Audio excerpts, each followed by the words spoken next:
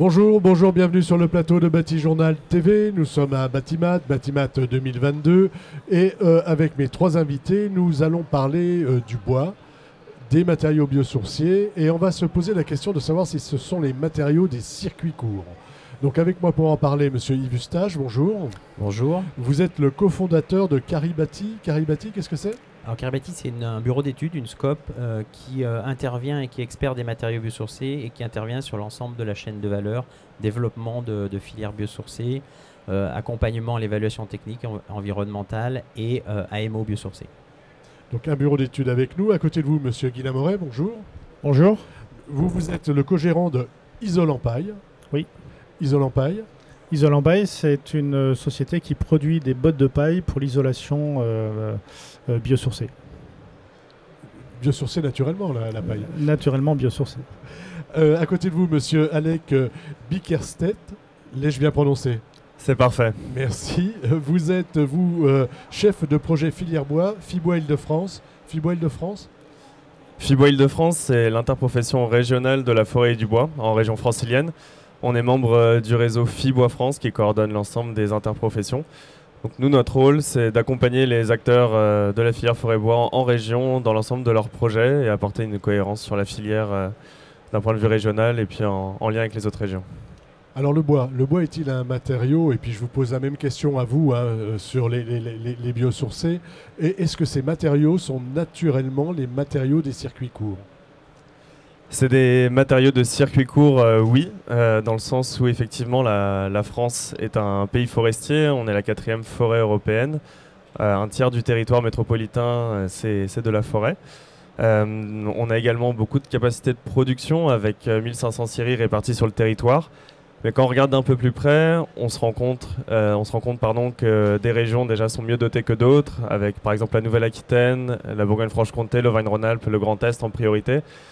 Et aussi qu'on a une forêt principalement feuillue aux 2 tiers, et donc un tiers de résineux, là où dans le secteur de la construction, on va vouloir plus d'essence résineuse. Donc on voit déjà qu'il y a un petit contraste. Il y a un petit contraste, c'est pas aussi simple de faire du local avec le bois.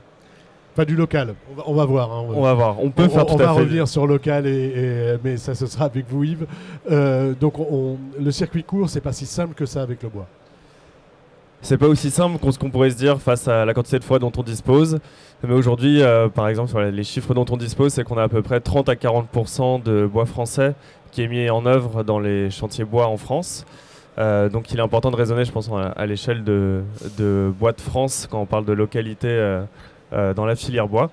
Et voilà, et puis on constate aussi que plus on a des produits transformés aujourd'hui, comme le CLT par exemple, on a besoin d'être dans un marché peut-être plus européen pour développer le marché du bois qui est quand même une priorité, la première priorité je dirais. Première priorité, donc avant d'être, c'est intéressant ça, avant d'être circuit court, la première priorité c'est de développer le marché du bois. Guillaume Moret, votre point de vue sur le fait que naturellement biosourcé. Alors la paille est évidemment historiquement hyper locale. On construit en paille en prenant des bottes de paille des champs avoisinant le chantier. Maintenant, on rentre dans une phase où la paille en tant qu'isolant dans les murs et dans les mobs est un énorme puits de carbone et par conséquent, ça bip tout rouge dans les modes de calcul de la RE 2020, tout le monde en veut. Donc il faut industrialiser. Comme on industrialise, évidemment, cette notion de prendre du champ à côté du chantier n'est plus tellement possible. Néanmoins, on reste très très local. Aujourd'hui, sur l'unité de production d'Isolampaille qui est en Anjou, 100% de nos achats de paille se font auprès d'agriculteurs qui sont à moins de 40 km de chez nous. Donc la distance entre le champ et l'unité de transformation est très faible. Très faible. Après, vous allez un peu plus loin peut-être pour vendre vos produits. L'idée aujourd'hui, c'est de ne pas limiter la capacité à décarboner la construction. Donc si aujourd'hui, on me demande des produits plus loin, de livrer à 100, 200, 300, voire 500 km, je ne vais pas l'interdire par principe. Néanmoins, je vais considérer que la distance de transport et du coup son coût vont rationaliser l'intérêt économique d'envoyer loin et à un moment, je serai plus compétitif. À un moment, vous n'allez pas loin.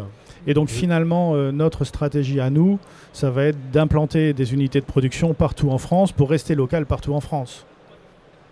Alors on va voir cette différence avec vous, Yves Eustache, entre local et circuit court. Il faut faire la différence, il ne faut pas confondre ce que veut le local et circuit court. Oui, tout à fait. En fait, c'est deux termes un petit peu différents qu'on mélange parfois un petit peu. Local, il y a une notion géographique, donc une notion de kilomètre entre la matière première, sa transformation et son utilisation. C'est ce qu'on a entendu avec la paille. Voilà. Et alors après, une fois qu'on a dit ça, pour certaines industries, 500 km, c'est local. Pour d'autres, au-delà de 50 km, c'est pas du local.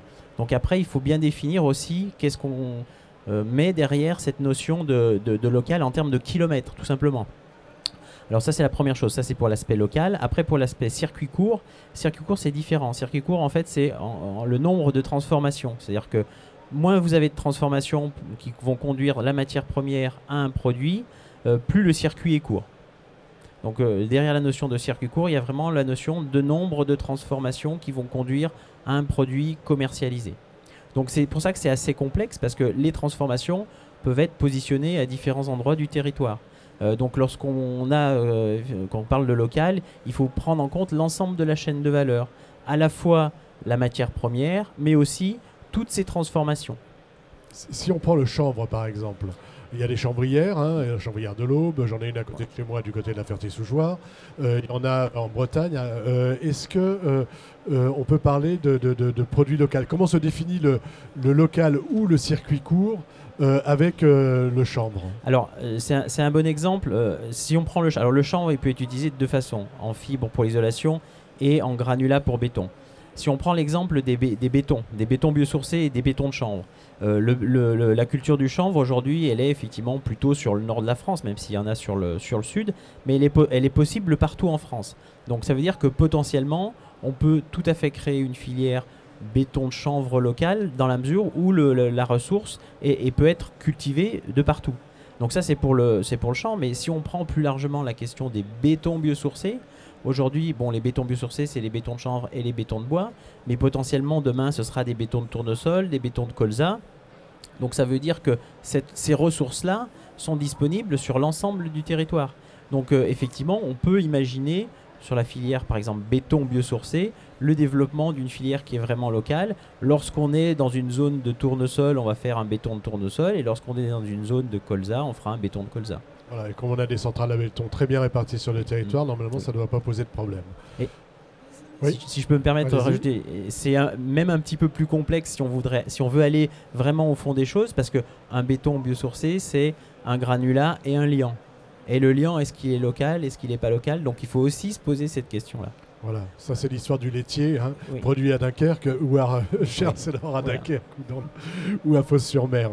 Ce qui rend le local ou le circuit court un peu plus long. Sur ce qu'on vient d'entendre là, une petite réaction du côté de la paille, parce que vous êtes vraiment le local de l'étape, j'allais dire. Alors, mais vous disiez quand on a préparé que finalement ça pouvait être aussi un inconvénient d'être trop local.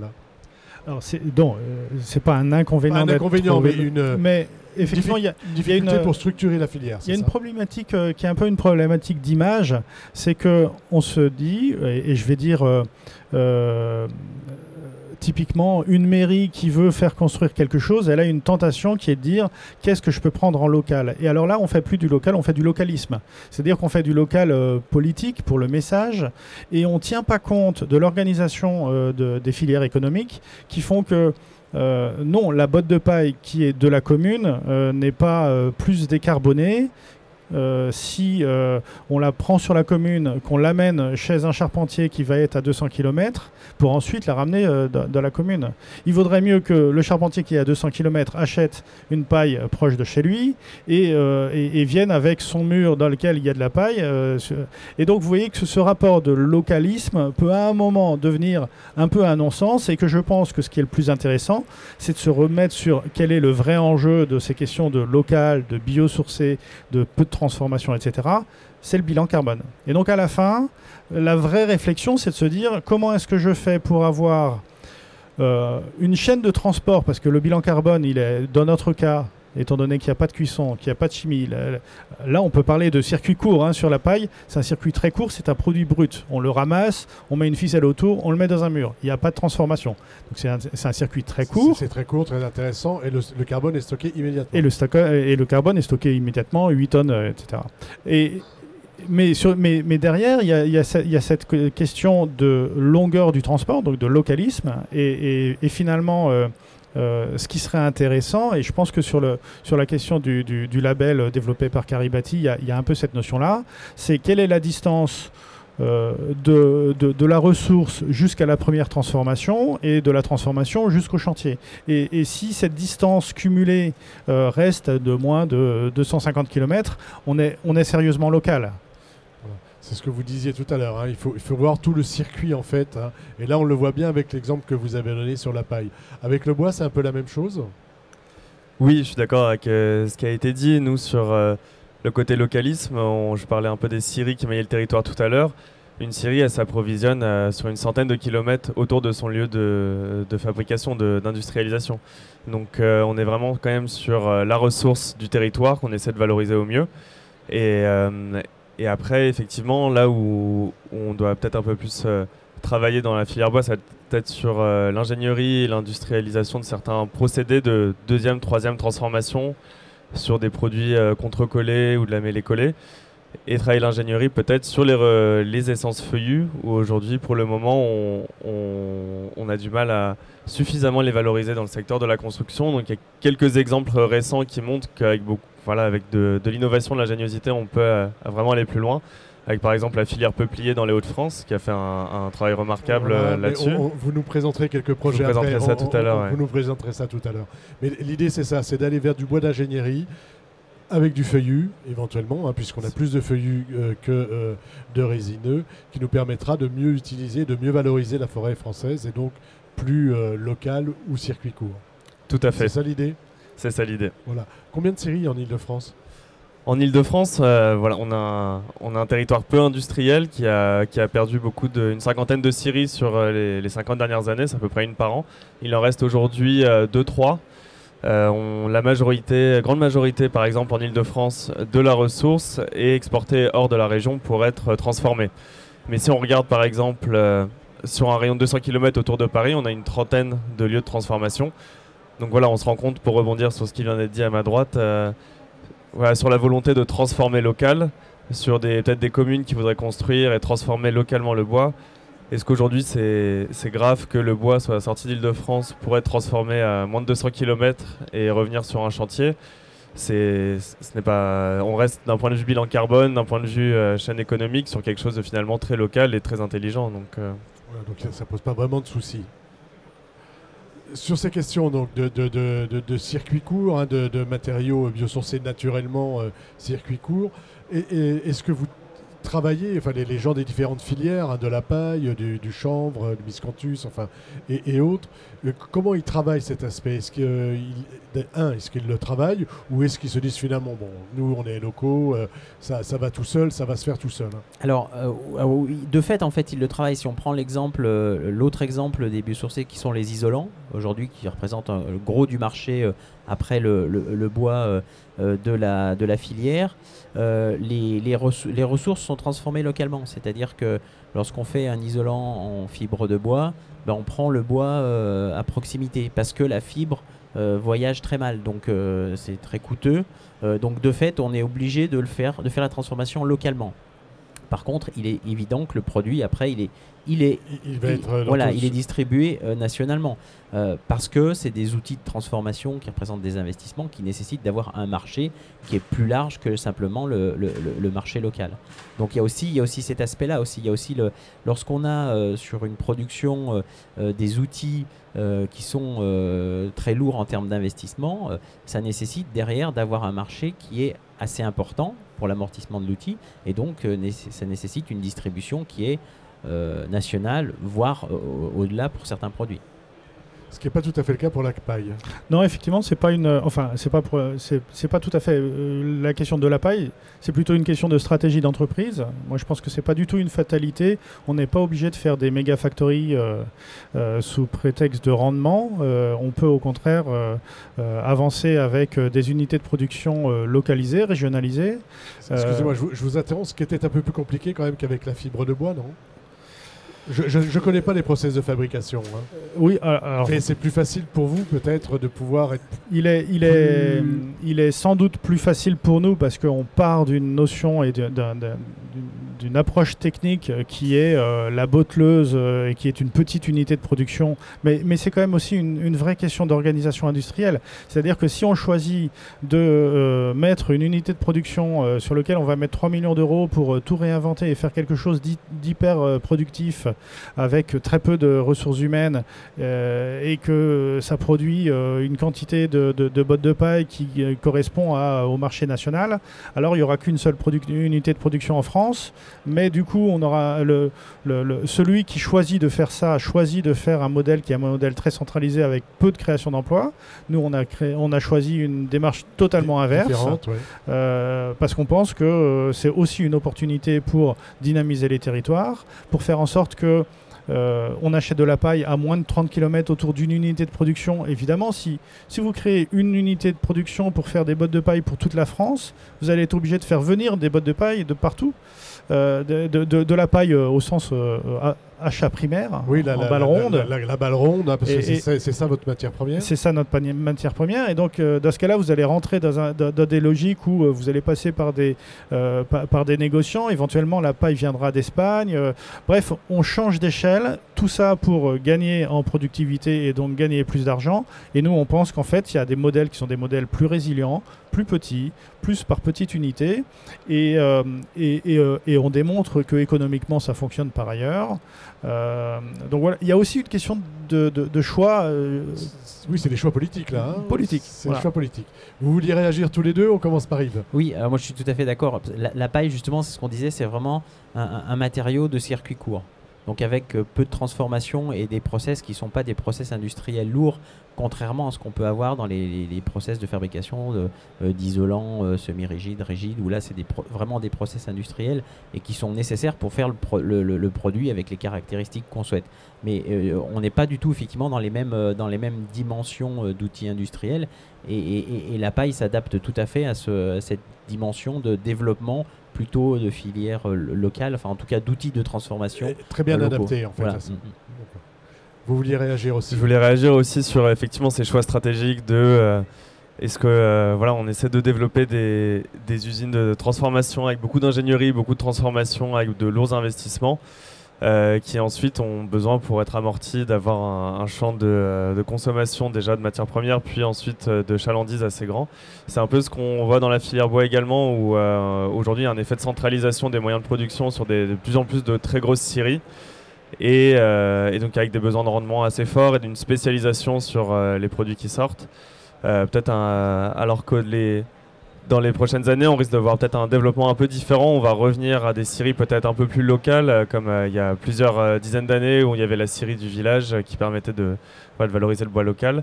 Voilà, dans les prochaines années, avec les effets du changement climatique sur les forêts, on va avoir besoin peut-être de plus de résilience, plus de flexibilité. Donc peut-être qu'on arrivera à retrouver des scieries de plus petite taille et plus flexibles sur les produits de sortie. Voilà, et plus adaptés aux bois locaux.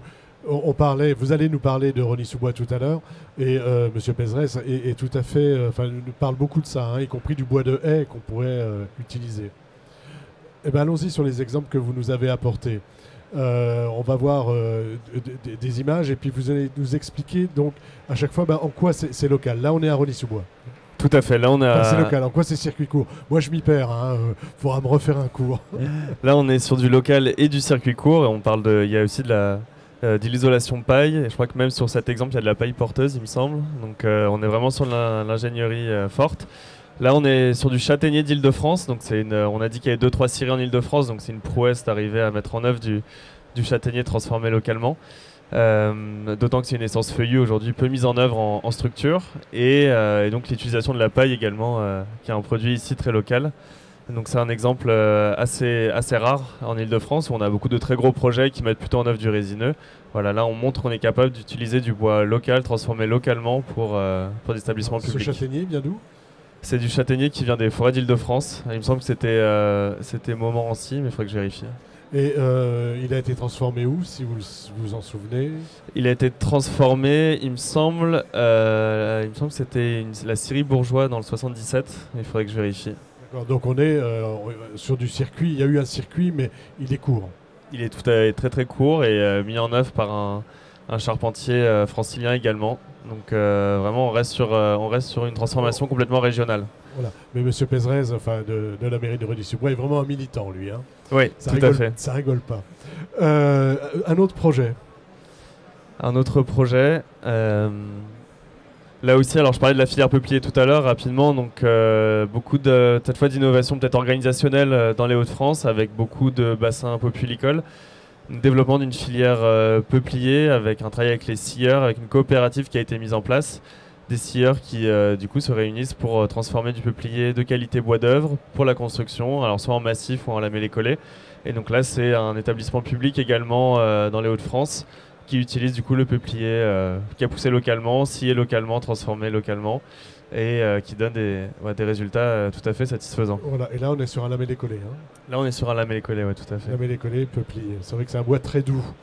Très doux et qui, en plus d'un point de vue caractérisation, bénéficie des mêmes standards que le résineux. Et donc aujourd'hui, ça permet d'aller un peu plus vite pour développer le peuplier que peut-être d'autres essences feuillues où il y aura des essais de laboratoire à effectuer d'abord. La ressource en peuplier, Hauts-de-France, Île-de-France, c'est important? Hauts-de-France, c'est une région qui est très importante en peuplier, tout à fait. En Île-de-France, on a un peu perdu, on va redévelopper ça parce qu'il y a beaucoup de potentialités. Le Grand Est également, voilà. Il y a d'autres bassins également en France et c'est aussi un bois qui est beaucoup utilisé pour l'industrie. Donc voilà, il y a plusieurs débouchés possibles pour cette essence-là qui a beaucoup de potentiel pour l'avenir également c'est des bois qui ont une croissance plus rapide. Voilà. C'est plus facile à récolter. Tout à fait. Allons-y sur le troisième projet. Et alors le troisième qui cette fois qui est en cours, donc là c'est une image de synthèse et j'espère qu'on pourra vous montrer rapidement une image plus réelle. C'est le Wood Up qui est où le maître d'ouvrage est REI Habitat et qui met en œuvre du bois lamellé-collé de hêtre qui est une innovation qui date de 2021. C'est du bois lamellé-collé réalisé par le groupe Lefebvre Manubois. Et qui est là on parlait de circuit court localisme, c'est acheminé par voie fluviale par la Seine sur le chantier qui est en bord de Seine à Paris et donc là pareil l'innovation du hêtre qui est poussé en Normandie, transformé en Normandie, qui vient par la Seine pour être mis en œuvre à Tolbiac à Paris. Voilà, c'est pas du hêtre qui a été coupé en Île-de-France, il n'y en a pas beaucoup.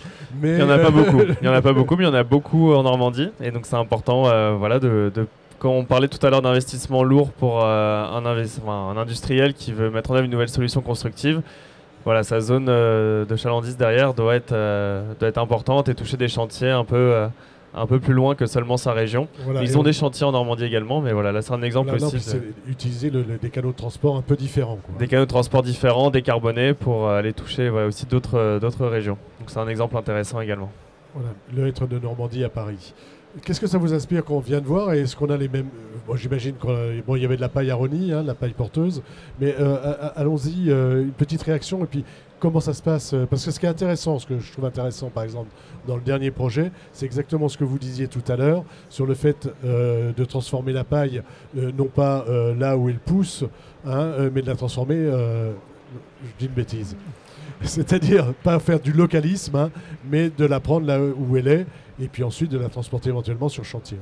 Et ce qui est très intéressant, c'est le fait que là, le transport a été choisi bas carbone, et que finalement, si on devait définir cette notion, le mélange entre filière courte, qui est en fait une filière courte au sens du processus industriel peu transformé, assez brut, et filière locale au sens de on s'approvisionne sur le lieu et on est départemental ou régional, c'est que finalement ce qui est important, c'est d'avoir une filière bas carbone.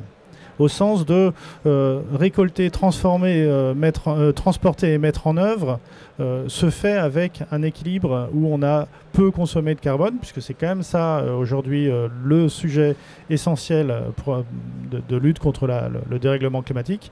Et donc je pense que c'est un bon exemple sur le fait que si le transport fluvial est très peu émetteur de carbone, c'est pas très grave de faire 500 km. Et donc en fait le vrai élément de mesure à la fin, ça doit être l'impact carbone de l'opération et non pas spécifiquement le fait d'être sur la commune. Voilà, il y a une autre dimension qui est aujourd'hui prime quand même sur l'ensemble des projets, c'est le carbone. Alors je sais bien qu'on peut rajouter une dimension communication politique ou emploi local, toutes ces dimensions existent, mais ces dimensions elles existent dans tous les territoires de toute façon, donc c'est pas des critères de choix. Voilà, c'est pas forcément des critères de choix, et ce qui est important c'est le carbone. Donc si on peut décarboner avec une unité de production qui est à 500 km et venir en transport bas carbone, c'est pas si grave.